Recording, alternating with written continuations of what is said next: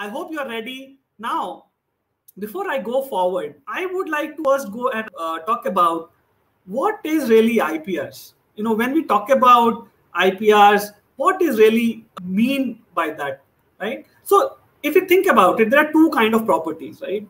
One you can touch, which is tangible, and one you can't touch, which is intangible. And intangible, there are two kinds of properties: movable, immovable. I think it's pretty self-explanatory. In the intangible, you have lease, security, then there is emotions and goodwill, which you can't really touch. And then there is something intellectual, which is coming from your mind, right? Now, some common areas or some common intellectual properties that is generated is technology. That we generate certain technology. It could be in any stream of science. There is brand name, right? Unique names that we can produce. There is some designs which we can produce. There is some local goodwill, local talent, some local varieties that we can produce, which is really, really intellectual. And then there are some creative work, good codes that we can write, right? So now, where this IPR falls in is really how to protect these. So this is like IP and IPR, right? A lot of times we confuse with IP and IPR, right? So very, very importantly to understand that IPRs are way to protect your IP, right? So for technology, there are patents. For brand name, there is trademark.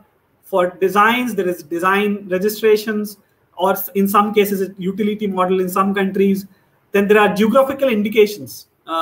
When there is a local talent or local brand name around it, like there is so many examples, Kolhapuri Chappal, and so many Indian areas where you have seen that there is a immediate brand recall because of certain region, right? And then there is copyright around what do you create as a creative art, which includes codes as well, right? Writing codes is also an art. It's a creative process. Okay, so now let's discuss. Now, I hope this is clear to all of you. Any questions, feel free to post it on the chat, because I would like to keep it interactive. YouTube webinars are always, you can't really see people. So please keep it interactive. Post your questions if there is something not clear which I explained, right? All right, so next I would like to talk about what is business enterprise, right? If you're a student, or if you're a startup, or if you are a faculty, I think it's very, very important to dissect the business before we really go and talk about what are the practical IPR strategies, right? And I'm trying to build this context so that you see where does this IPR fall in the entire business enterprise, right? So a business enterprise is working capital, which means inventory, cash, account receivable. Then there are fixed assets, which you have laptops, machinery, offices, and so forth, right?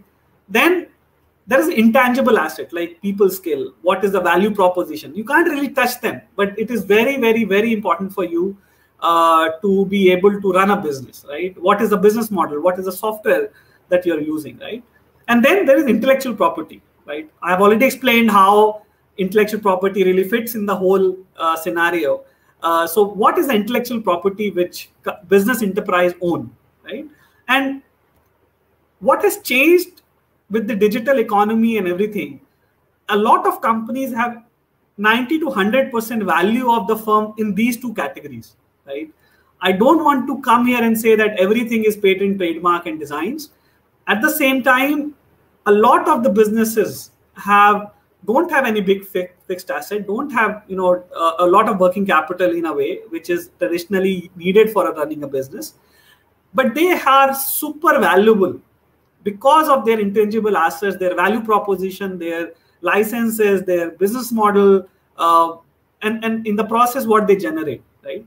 So, and this is again, if you look at in time, how it has shifted, right? That in 1975 it was 83% fixed asset or tangible assets, right?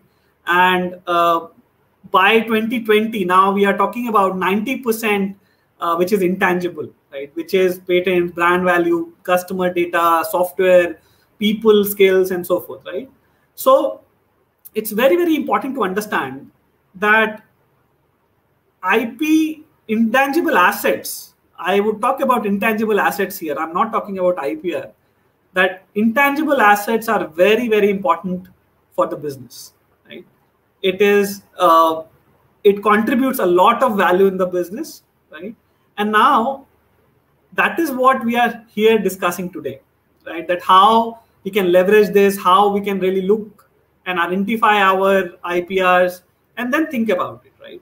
Now, before that, before we go and talk about this topic, let's also think about why this intellectual property was there, and also talking about how it can help us to be more globally competitive, right? Of course, there is a lot of globalization and happening, innovations are happening, and every business is trying to be uh, creating certain kind of competitive advantage, right? And intellectual property, like I discussed, that which is 90% in some cases, many cases, it is one of the areas where people can build competitive edge, right? So it is very, very important to look for intellectual property, how it can be used. So that's we are going to talk about. I'm also going to share some framework that we can use and apply in practical sense to be able to understand and look at and follow the entire process in a more pragmatic manner,